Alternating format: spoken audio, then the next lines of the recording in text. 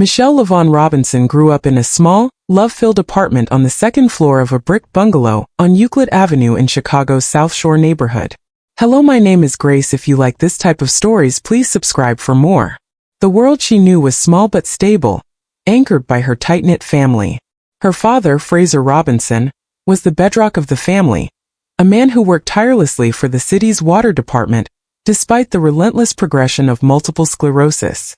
She recalls his resilience with deep admiration, describing how he never complained, how he taught his children the importance of punctuality and dependability, and the simple joy he took in his prized Buick, a two-door Electra 225 he called the Deuce and a Quarter.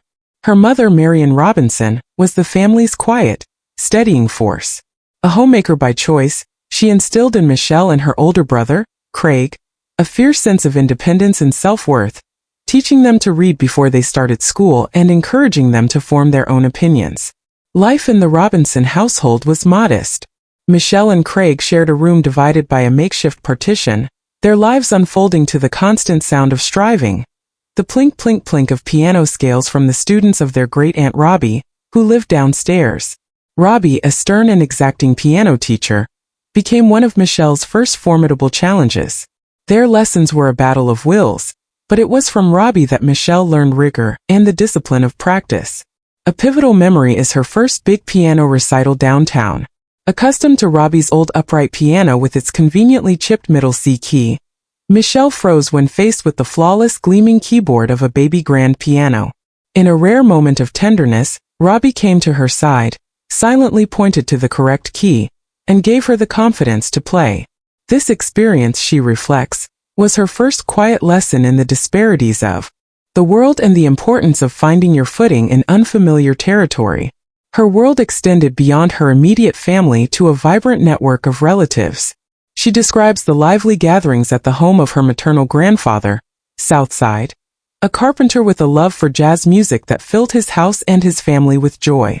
In contrast, her paternal grandfather, Dandy, was a man embittered by the racial discrimination that had thwarted his own ambitions, a stark reminder of the systemic barriers that shaped the lives of so many Black Americans of his generation.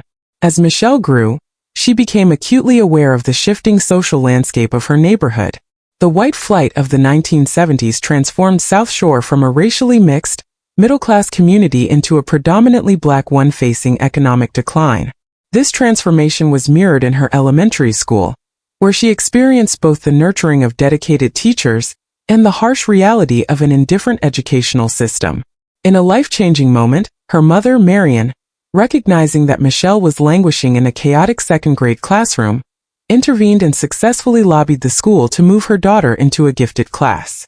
This act of advocacy, Michelle realized later, was a crucial turning point that set her on a different educational trajectory from many of her peers. Her journey continued at Whitney M. Young Magnet High School, one of Chicago's top public schools, which required a grueling 90-minute commute by bus each way. It was here, surrounded by other high-achieving students from diverse backgrounds, that she first confronted the persistent internal question, "Am I good enough?" This feeling of self-doubt was exacerbated by a meeting with a high school guidance counselor, who casually dismissed her ambition to follow her brother to Princeton University, telling her she wasn't Princeton material. Fueled by a mix of hurt and determination, Michelle resolved to prove her wrong. Her time at Princeton was a period of profound growth and challenge. As one of a small number of Black students on a predominantly white and wealthy campus, she often felt like an outsider, navigating a world of privilege and unspoken rules that were foreign to her. She majored in sociology and wrote her senior thesis on the experiences of Black alumni, exploring the complex dynamics of race and identity at an Ivy League institution. She found a sense of community at the Third World Center, a hub for minority students, and formed a lifelong friendship with Susanna Leal, a vibrant and free-spirited classmate who taught her about living joyfully. Following Princeton, she continued on her path of achievement, earning a degree from Harvard Law School, further solidifying her credentials but not yet finding her true calling. After graduating from Harvard Law, she returned to Chicago and began a lucrative career at the law firm Sidley and Austin. Her life was on a clear, upwardly mobile track, but she felt a growing sense of emptiness. She was successful but not fulfilled. In the summer of 1989, This carefully constructed life was interrupted by the arrival of a summer associate named Barack Obama, whom she was assigned to mentor. She was initially resistant to the idea of dating him, put off by the hype surrounding the brilliant and charming law student from Hawaii. However, she was soon won over by his intelligence, his unconventional background, his deep-seated idealism, and his passion for social change. Their first date, which included a community organizing meeting, a trip to the Art Institute, a walk through the city, and a movie, ended with a first kiss outside an ice cream parlor, a moment she describes as the end of her resistance and the beginning of something profound. Their relationship evolved into a deep and intellectually vibrant partnership. As they grew closer, however, Michelle became increasingly disillusioned with her corporate law career. Inspired by Barack's commitment to community work and her own search for more meaningful employment, she made a daring leap. She left Sidley and Austin for a career in public service, taking a job in the Chicago mayor's office, where she worked for Valerie Jarrett, who would become a close friend and mentor. This transition was a defining moment, a swerve away from the prescribed path of financial success toward a life aligned with her values. She later became the founding executive director of the Chicago chapter of Public Allies, a nonprofit that trained young people for careers in the public sector, a role she found immensely rewarding. This period was also marked by profound personal challenges.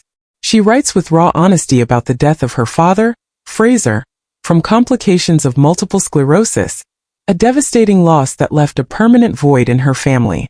Shortly after, her dear college friend Suzanne succumbed to cancer at the age of 26. These experiences of loss, she explains, instilled in her a sense of urgency, a feeling that life is short and not to be wasted. At the same time, she and Barack faced the private pain of infertility.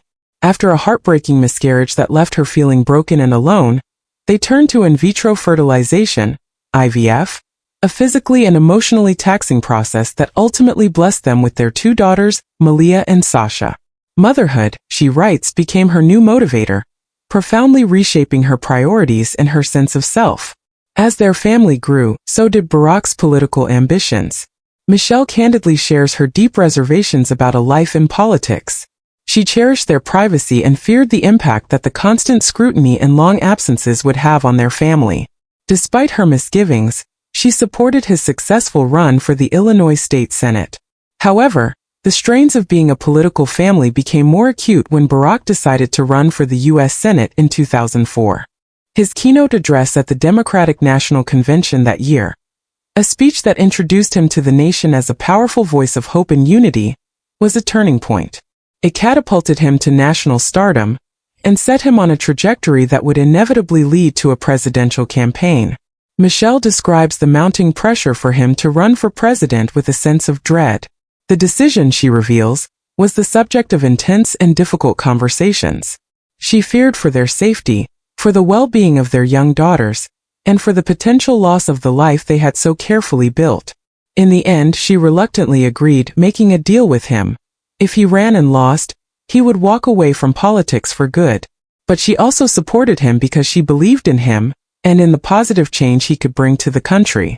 The 2008 campaign was a grueling experience that tested her resilience.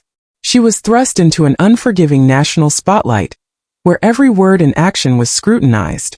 She writes about the pain of being stereotyped and mischaracterized, particularly the angry black woman caricature that was used against her. She had to learn to navigate the treacherous world of modern politics, finding her own voice on the campaign trail, and learning to connect with voters on her own terms. After Barack's historic victory, Michelle faced the daunting task of carving out her role as the first African-American First Lady. The transition was overwhelming, a blur of logistics and protocol. She writes about her first visit to the White House and the gracious welcome she received from President George W. Bush and First Lady Laura Bush. Her primary focus was on ensuring a smooth and stable transition for her daughters Malia and Sasha, who were just 10 and 7 years old. She made the decision to bring her mother, Marion Robinson, to live with them in the White House, a grounding presence that provided an essential link to their former life. As First Lady, Michelle was determined to be more than a ceremonial figure. She used her platform to launch several impactful initiatives. Let's Move was a comprehensive program designed to combat childhood obesity, by promoting healthier eating and physical activity. A key component of this was the creation of the White House Kitchen Garden on the South Lawn, which became a powerful symbol of her commitment to nutrition and a hands-on learning tool for local school children. Joining Forces, a collaboration with Dr. Jill Biden, was created to support service members, veterans, and their families, addressing their needs in areas like wellness, education, and employment.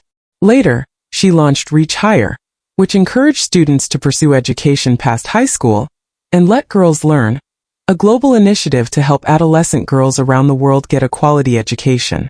Life in the White House, she describes, was a life lived inside a bubble, with every moment scheduled and every movement monitored by the Secret Service. She candidly discusses the loss of privacy and spontaneity, and her constant efforts to create pockets of normalcy for her daughters, from school events and sleepovers to family vacations. She also reflects on the immense pressures and responsibilities of the presidency, witnessing firsthand the weight her husband carried as he navigated economic crises, wars, and national tragedies like the mass shooting at Sandy Hook Elementary School. She writes movingly about the toll these events took on him and on the nation. She also details the ugliness of the racist birther conspiracy theory, fueled by Donald Trump, which questioned her husband's legitimacy and put her family's safety at risk. Throughout these years, she continued to grow into her role, learning to use her unique platform to connect with people from all walks of life, from military spouses and students in underserved communities to world leaders like Queen Elizabeth II and Nelson Mandela. She embraced her position as a role model, particularly for women and girls of color, striving to be a voice for those who often go unheard. The memoir's epilogue finds the Obamas on their last day in the White House, accompanying Donald and Melania Trump to the inauguration. She describes the moment with a raw sense of sadness and disappointment, observing the lack of diversity on the inaugural stage and contemplating the uncertain future of the country. In her final reflections, Michelle Obama returns to the central theme of her book. She asserts that becoming is a journey without end, a process of continuous growth, adaptation, and self-discovery. She reaffirms her belief in the power of hope and the importance of owning one's story. While she unequivocally states that she has no intention of ever running for office, she leaves readers with a powerful message of empowerment, urging them to find their own voices and to work toward creating the world as it should be. Becoming is ultimately a testament to the resilience of the human spirit, a story of one woman's journey to find her voice and her place in the world, and in doing so to help shape the course of history.